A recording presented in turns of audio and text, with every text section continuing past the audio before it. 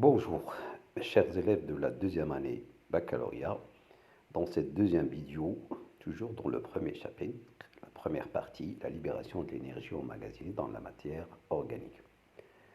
On a déjà parlé dans la première partie comment les cellules peuvent utiliser le glucose on a parlé déjà de deux modes d'utilisation. On a parlé de la respiration cellulaire en présence de dioxygène et la fermentation en absence de dioxygène. Cette fermentation peut se faire pour donner l'éthanol. On parle donc de la fermentation alcoolique et aussi pour donner l'acide lactique. On parle de la fermentation lactique. Donc, après, on va voir qu'est-ce qui se passe pour le glucose. On a dit que le glucose va subir une dégradation. Cette première partie de dégradation, on l'appelle la glycolyse. Ici, dans ce schéma, on va essayer de voir les étapes de la glycolyse. Vous savez, le carbone, on a déjà dit que c'est une molécule formée de 6 atomes de carbone.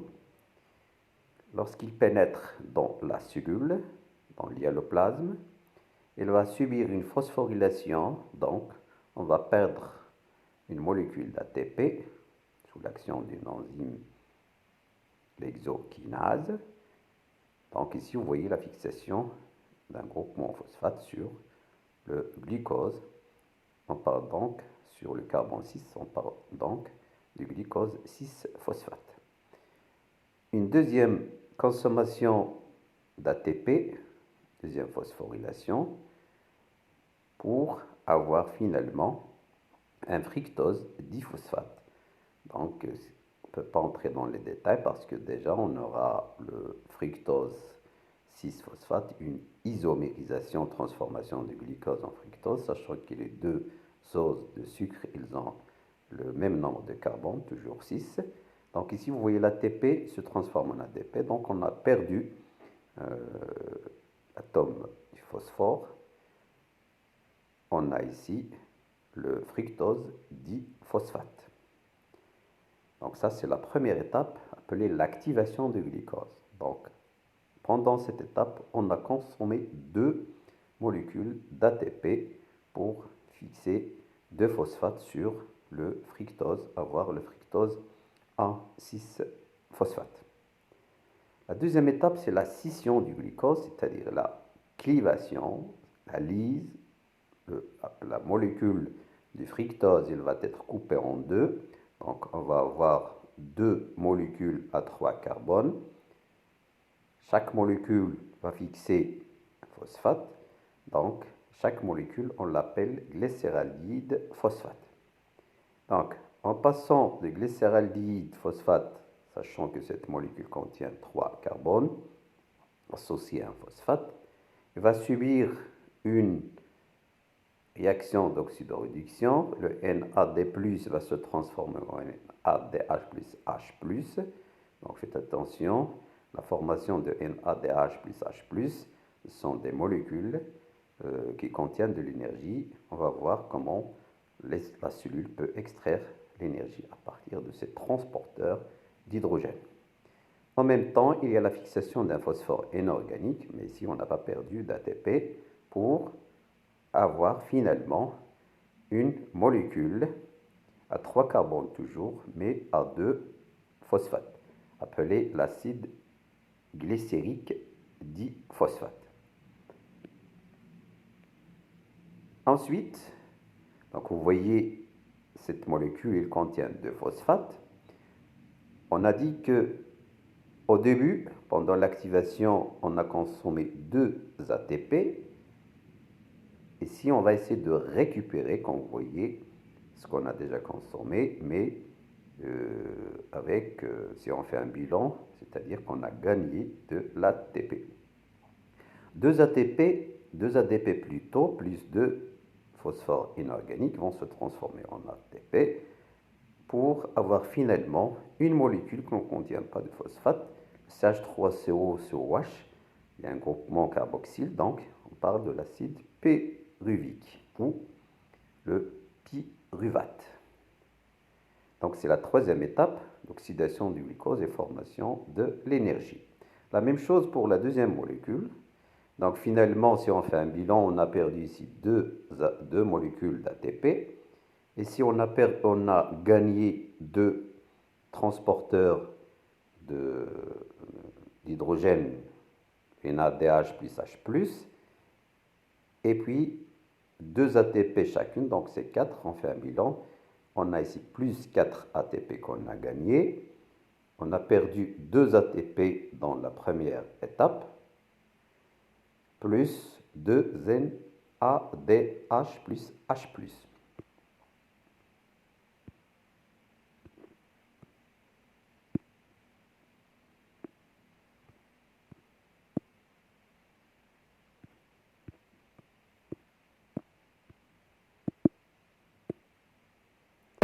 Vous voyez donc que la glycolyse se déroule dans l'hyaloplasme en absence d'oxygène. Il comprend plusieurs réactions catalysées chacune par une enzyme spécifique, se réalise essentiellement en 3 étapes successives. Donc ce qu'il faut retenir, c'est que la glycolyse, il se déroule dans l'hyaloplasme seulement chez les cellules et ce phénomène se fait pendant 3 étapes. On a dit la première étape, c'est l'activation du glucose, c'est-à-dire la molécule du glucose acide carbone. Il va gagner par la phosphorylation de phosphate. Donc on assiste à une consommation de 2 ATP pour aboutir à la formation de fructose 1,6-diphosphate. La deuxième étape, c'est la scission, la clivation du fructose diphosphate qui va être coupé en 2 molécules d'acide glycérique, diphosphate, avec la réduction du transporteur d'hydrogène NAD+. Donc on a dit que le NAD+, il va gagner 2 électrons plus 2 H+, pour se transformer en NADH plus H+. La troisième étape, c'est l'oxydation du glucose et formation d'énergie. Chaque 2 molécules d'acide glycérique diphosphate ils vont se transformer en acide pyruvique. Donc, on aura une transformation de l'ADP plus PI en ATP. C'est une ATP par la molécule ATP synthase. Donc, il s'agit d'une régénération des molécules d'ATP. La réaction globale de glycolyse, le C6H12 aussi le glucose, il va se transformer en 2 molécules d'acide pyruvique, mais avec un bilan.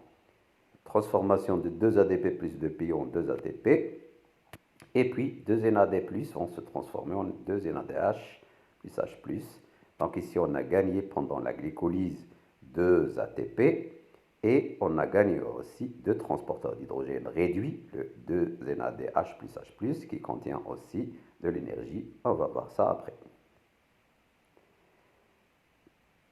Un autre résumé du bilan, le CH6 plus 2 ADP plus PI, phosphore inorganique 2 NAD+, va donner 2 CH3COOH, c'est-à-dire 2 acides pyruviques, plus 2 ATP, plus 2 NADH, plus H+.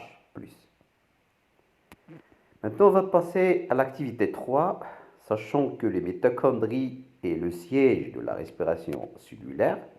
On a parlé maintenant de la glycolyse comme étape qui se fait au niveau de l'hyaloplasme, soit pendant la respiration cellulaire ou pendant la fermentation lactique ou alcoolique. Sachant que la mitochondrie est le lieu ou le siège de cette respiration, on va essayer d'étudier le rôle de cette mitochondrie dans la respiration cellulaire. Donc, pour étudier ce rôle, on va essayer d'extraire cet organite responsable de la respiration cellulaire à partir des cellules par des techniques d'isolement. C'est la centrifugation fractionnée. On va mettre, comme vous voyez dans l'expérience ici, des fragments 2 fois dans une solution de saccharose, le broyage mécanique pour couper les cellules. Ensuite, on va essayer la première centrifugation à faible vitesse pour accueillir un culot riche en noyaux. Donc on commence ici le fractionnement des éléments de la cellule, des cellules.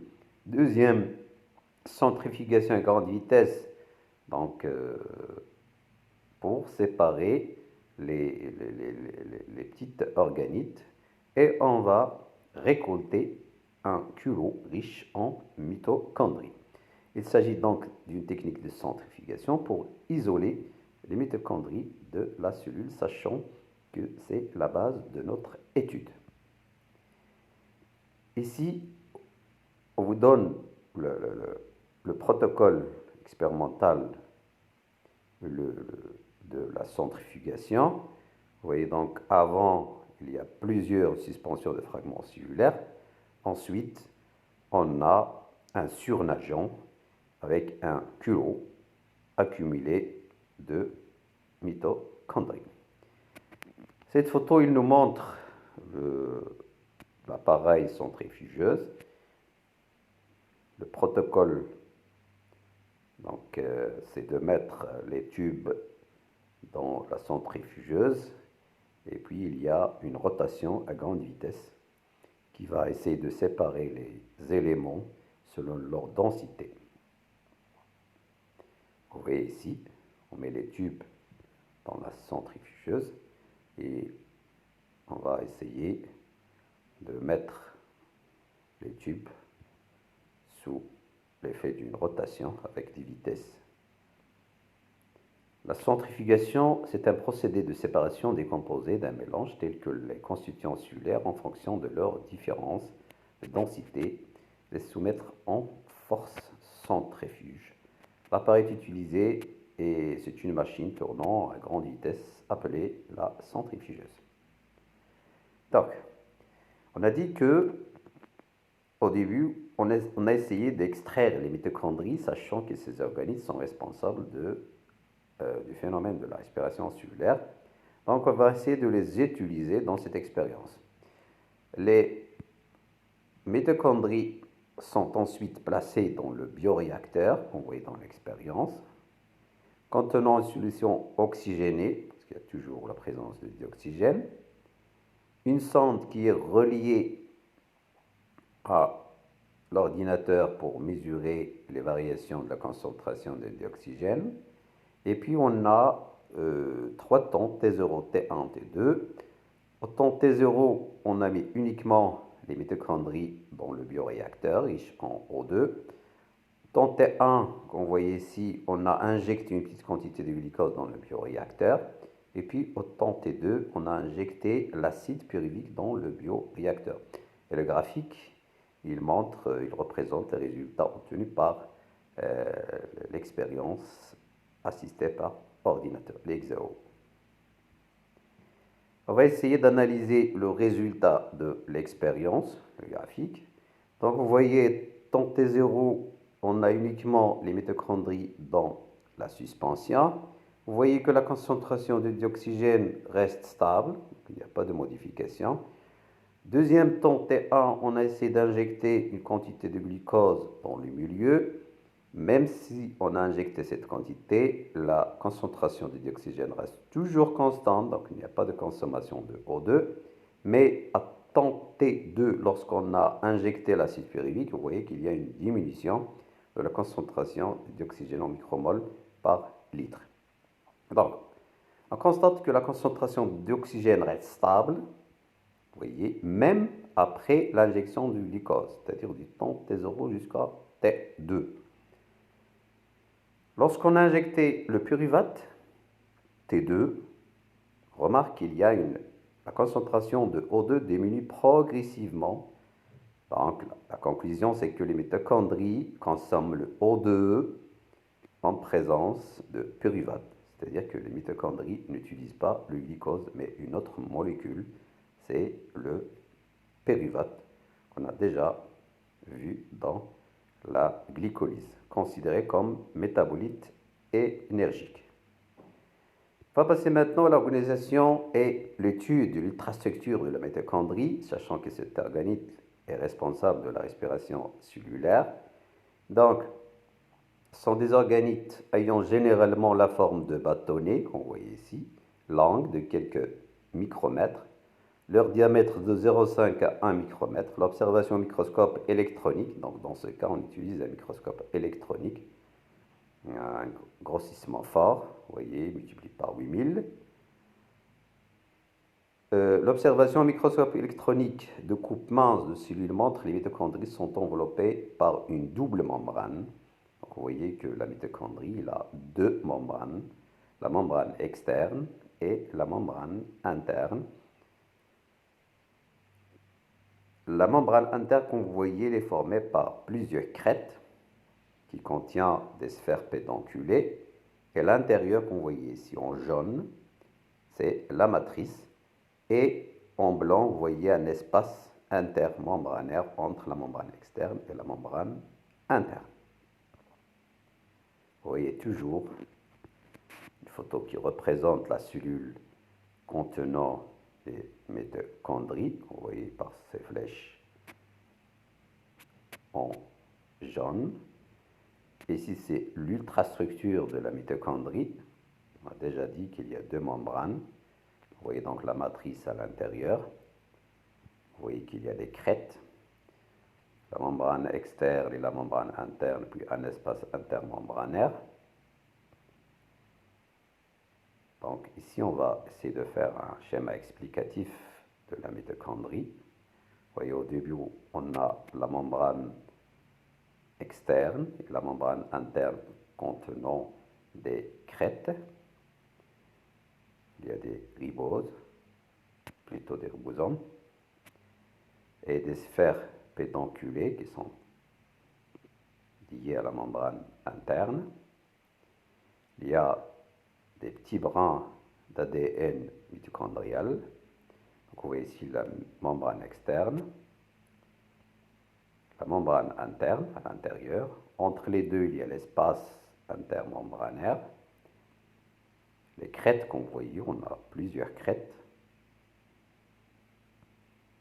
La matrice, c'est l'espace à l'intérieur de la mitochondrie. Et puis des sphères pédonculées qui sont fixées aux crêtes et aussi qui sont fixées en général à la membrane interne. Avec des brins, comme j'ai dit, des petits brins d'ADN mitochondrial. Il s'agit donc d'un schéma de l'ultrastructure du mitochondrie. Troisièmement, on va passer à la composition chimique des différentes structures de la mitochondrie. On a dit qu'il y a la membrane externe. Déjà à l'extérieur, il y a le plasme, le cytosol. L'espace intermembranaire entre la membrane externe et la membrane interne. Et puis la matrice ici. Donc, on va essayer de déterminer la structure, la composition chimique de chaque élément avec les équipements enzymatiques. Par exemple, pour la membrane externe, il se compose de 40% des lipides, 60% des protéines. L'équipement enzymatique, c'est comparable à celui de la membrane cellulaire, c'est la même chose. Pour la deuxième membrane interne, est formée de 20% de lipides, 80% des protéines, donc elle contient beaucoup d'enzymes, des enzymes d'oxydoréduction, des ATP synthase, des transporteurs d'électrons, par exemple le NADH, le NAD+, le FAD. Ensuite, pour la matrice, il contient l'acide pyruvique, donc on ne peut pas contenir le glucose parce que déjà, on a dit que le glucose se transforme en deux molécules d'acide pyruvique. Des transporteurs d'hydrogène TH2, on note ici T uniquement pour désigner les deux qu'on va étudier, le NAD+ et le FAD. Et il y a des molécules d'ATP et aussi des molécules d'ADP, le phosphore inorganique, sachant que cette matrice, il contient deux enzymes, des hydrogénases et des carboxylases. Donc, on va essayer d'expliquer d'une façon générale la composition et l'ultrastructure de la mitochondrie. On a dit que la composition de la membrane externe est comparable à la membrane cellulaire. Donc, elle assure des échanges avec l'IA, le plasme, c'est-à-dire la partie externe de la mitochondrie. La membrane interne, elle est riche en enzymes d'oxydoréduction et des transporteurs d'électrons qui assurent des réactions d'oxydoréduction. Il y a des enzymes catalysant la réaction d'ATP, c'est-à-dire la formation d'ATP, c'est l'ATP synthase, qui sont intégrées dans les sphères pédonculées. Dans la matrice, on remarque qu'il y a la présence de l'acide pyruvique, le résultat de la glycolyse, absence du glucose, parce que déjà il se transforme en acide pyruvique, avec la présence de nombreuses enzymes dans les décarboxylases, c'est-à-dire ces enzymes qui vont extraire le CO2, des hydrogénases, qui sont responsables pour extraire les H+. Ceci laisse penser que l'acide pyruvique va subir dans la matrice deux types de réactions d'oxydation, des réactions de décarboxylation avec l'élimination de CO2 et aussi des réactions de déshydrogénation couplées par des réactions d'oxydoréduction par le couple les transporteurs d'hydrogène, par exemple le NAD+, avec son couple réduit, le NADH plus H+, toutes ces réactions conduisent à la production d'ATP à partir de l'ADP et le phosphore est inorganique. Maintenant, on va passer à l'activité 4. On a vu maintenant le résultat, c'est la formation de l'acide pyruvique qui va entrer dans la mitochondrie. C'est la deuxième étape de la respiration cellulaire. On parle du cycle de Krebs. Les étapes de réaction d'oxydation de l'acide pyruvique dans la matrice. Vous voyez ici, finalement, on a dit le résultat final, c'est l'acide pyruvique, dont il y a le plasme. Il va entrer dans la mitochondrie. Donc, il va traverser la membrane externe, l'espace intermédiaire pour arriver dans la matrice. Vous voyez, il se compose de 3 carbones, CH3CO avec la fonction carboxylique, l'acide COH, donc c'est l'acide pyruvique. Cet acide pyruvique va subir la première réaction par l'acétylcoenzyme A, c'est un transporteur de groupement acétyl. Donc vous voyez ici, on assiste à une élimination de CO2, c'est une décarboxylation, plus une déshydrogénation, le NAD+, va se transformer en NADH plus H+, pour donner un élément qui se compose de 2 carbones. Ce que vous avez ici, il y a l'élimination de CO2. On trouve donc l'acétyl-CoA constitué de C2 qui va pénétrer dans le cycle de Krebs. Donc la première étape qu'on voyait, il y a la transformation de l'acide pyruvique en acétyl-CoA avec une décarboxylation, l'élimination d'une molécule de CO2 et formation de NADH plus H+. Ensuite, l'acétyl-CoA, il va entrer dans le cycle, il va s'associer à l'acide oxaloacétique, c'est à 4 carbones, pour donner un composé. Donc vous avez ici 4 carbones plus 2, ça va donner l'acide citrique avec 6 carbones. La transformation de l'acide citrique à un composé à 5 carbones, donc il y a une élimination de CO2 associée à une déshydrogénation, formation de NADH plus H+. Ensuite, donc vous voyez ici l'élimination d'un carbone, transformation de 6 carbones à un composé à 5 carbones qui va subir aussi une déshydrogénation, se transforme, donc le NAD+ va se transformer à NADH plus H+ avec libération de CO2, carboxylation. On a donc un composé à 4 carbones. Ce composé va subir une transformation de GDP plus phosphore inorganique pour donner le GTP. Ensuite, ce composé toujours 4 carbones va se transformer, va donc perdre l'hydrogène, transformation de FAD en FADH2, et puis une autre transformation, NAD+, vers NADH plus H+, pour donner finalement l'acide carboxylique. Donc on va essayer de faire un bilan. D'abord, on a dit dans la première partie, la transformation, pardon, la transformation de l'acide pyruvique en acétyl-CoA.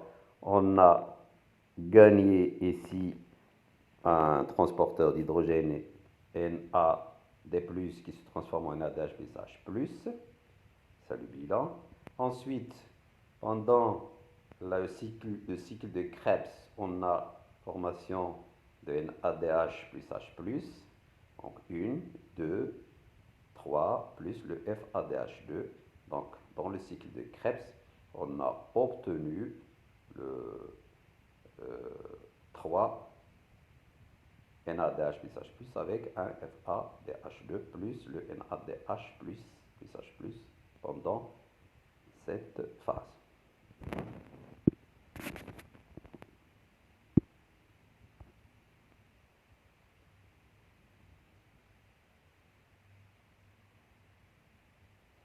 Donc, regardez ici, on a dit pendant la première phase, la transformation d'acide pyruvique en acétyl-CoA, on a gagné NADH plus H+. Pendant le cycle de Krebs, formation de 3 molécules de NADH plus H+, avec une molécule de FADH2, plus la formation d'une molécule d'ATP.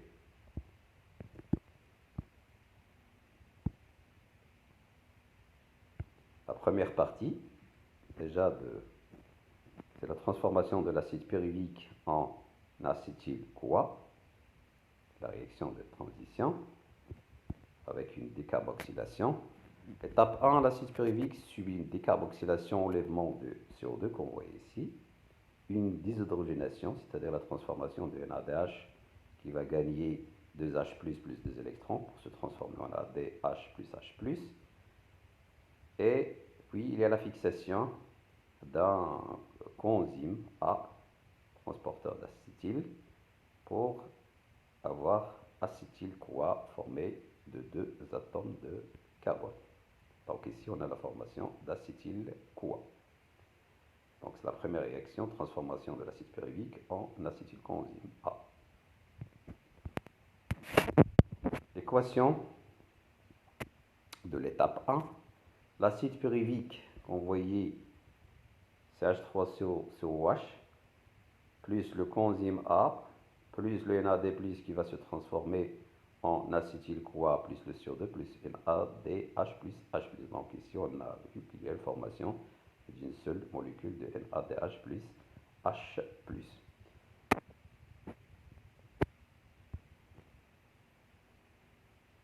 La deuxième étape, c'est le cycle de Krebs.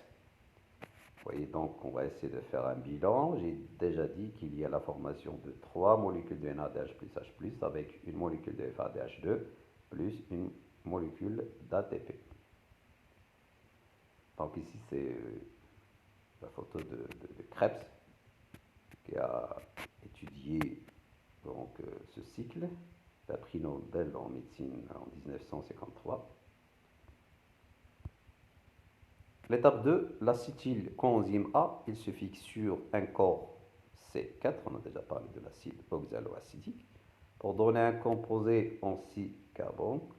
Vous voyez ici l'acide citrique. Ce dernier subit un ensemble de réactions qu'on voyait, de décarboxylation, la première et la deuxième décarboxylation, plus des réactions de déshydrogénation 1, 2, 3 et 4. On parle du cycle de Krebs. L'équation bilan du cycle de Krebs qu'on voyait, on a l'acétylcoenzyme qui est le précurseur, le premier produit qui entre dans le cycle de Krebs, plus 3 NAD plus une molécule de FAD, une molécule d'ADP plus PI, 3 H2O, il va donner 2 CO2 parce qu'on assiste donc à une décarboxylation, plus une déshydrogénation, c'est-à-dire 3 NAD plus vont se transformer en 3 NADH plus H+. La même chose pour FAD, on a FADH2, et puis on a gagné une molécule d'ATP, finalement le coenzyme A. Je vous remercie et à la prochaine fois, Inch'Allah.